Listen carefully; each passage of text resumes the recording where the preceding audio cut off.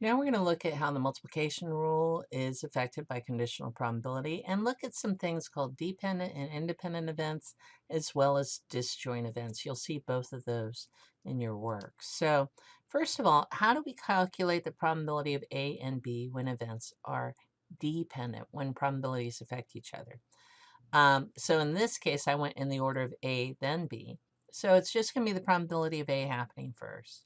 And then given that A happened, what is the probability of B? All right, so this is probability of B given that A happened. So what does it mean when two events are independent? Well, basically that means that this doesn't change if A happens or not. So they don't affect each other like a die rolling twice. So what happens is that I would replace this probability of B given A with just the probability of A given B would be probability of A. Up here, I would just write probability of B. Now, let me introduce another word called disjoint, and that's not really explicit in your notes.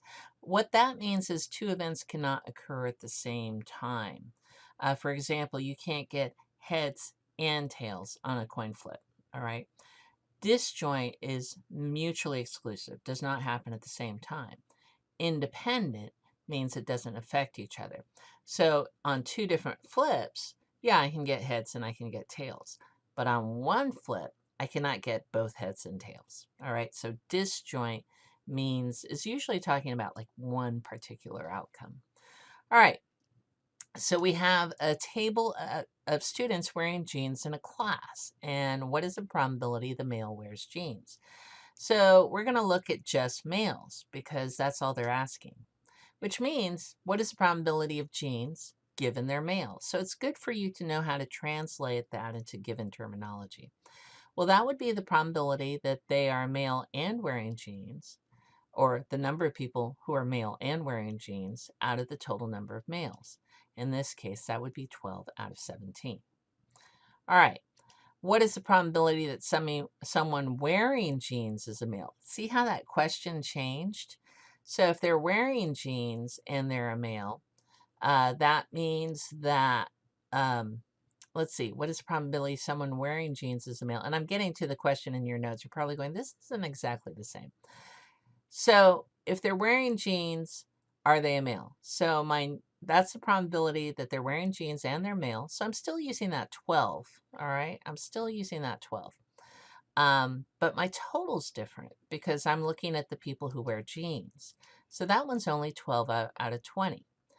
Are being male and wearing jeans disjoint? No, they're not mutually exclusive. You can have a male who's wearing jeans.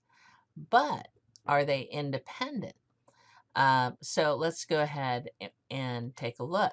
So are sex or gender and attire independent in this class? Well, the probability of wearing jeans is roughly 33%. How do we get that? 20 out of 36, roughly 33%. The probability of a male wearing jeans, so if they're male and they wear jeans, is 71%, which we found out. All right. So since the probability of jeans and probability of jeans given they're male is not the same, that means males are more likely to wear jeans and than students in general, so they're not independent. Okay, so that's a lot of times when you are trying to show me something's independent, you need to show me the probability of the event is the same given the condition. All right, so when I'm given it, it shouldn't really change if the two things are independent, jeans and male. All right, now here's a really interesting problem. We got a school is considering using a test that is 95% accurate at identifying drug use. Now, by the way, I made up all these numbers. Assume that 7% of the student population is actually using drugs. And I don't know what drug we're talking about. What is the probability that the student is actually using drugs given that they tested positive on the drug test? All right. So most people are like, oh, they tested positive and it's 95% accurate. They used it. Let's take a look. So first of all, I'm going to randomly pick a student, and that student could be either a drug user or someone who's clean, right? And then I give my, if they're a drug user and I give them a test, they're going to either test positive or they're going to test negative. They're not all going to test positive, and there will be some who will test negative.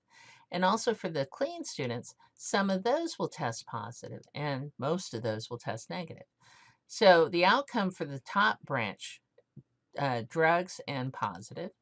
Then the second branch here is drugs and negative, clean and positive, and clean and negative. You definitely don't want to be that guy.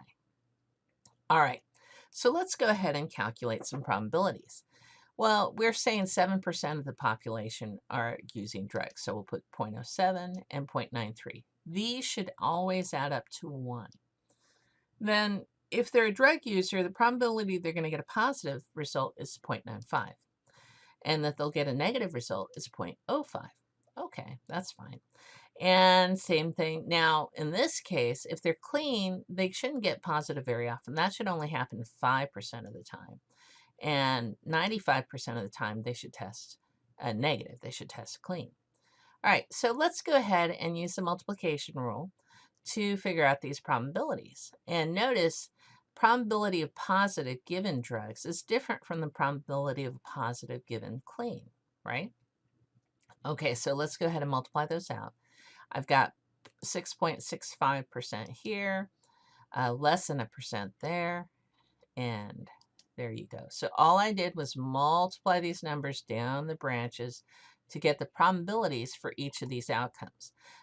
These are your outcomes right here, okay? And their associated probabilities. Well, I want to know what is the probability they test positive using drugs. Okay, what's the probability they use drugs given they test positive, all right?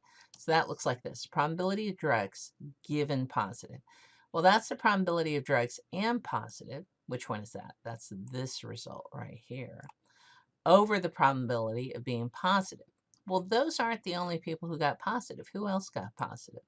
These people also got positive. So when I do it, it's going to be 0.0665 over 0.0665 plus 0.0465. And you'll notice that it's 58.8%. Yeah, more likely than not, they are using drugs if they test positive. But there's actually a good chunk of students who are clean who are also going to test positive. So you might want to take that.